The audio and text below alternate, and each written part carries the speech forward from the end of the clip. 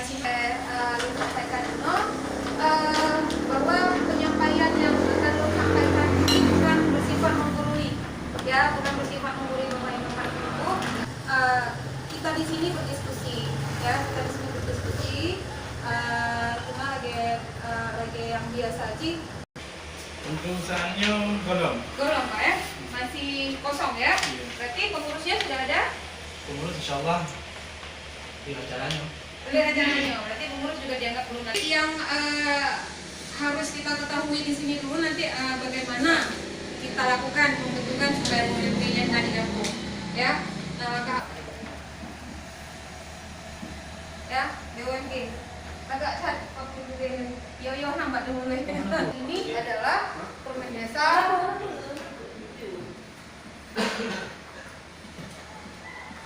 nomor 4 2015, ya, yang didasari dari Undang-Undang Desa nomor 6 tahun 2014 ya, nggak salah. Ya, itu dasarnya.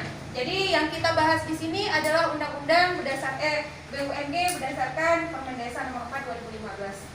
Ya. Nah, di sini disebutkan perangkat gabung bersama-sama dengan masyarakat desa. Jadi artinya pada saat pembentukan BUMD kita harus musyawarah dulu. Musyawarah dulu, jabarkan nilai BUMD-nya dan lain sebagainya, apa kemungkinan dan lain sebagainya, baru nanti kita ketahui bagaimana cara kita membentuk pengurusnya. Ya.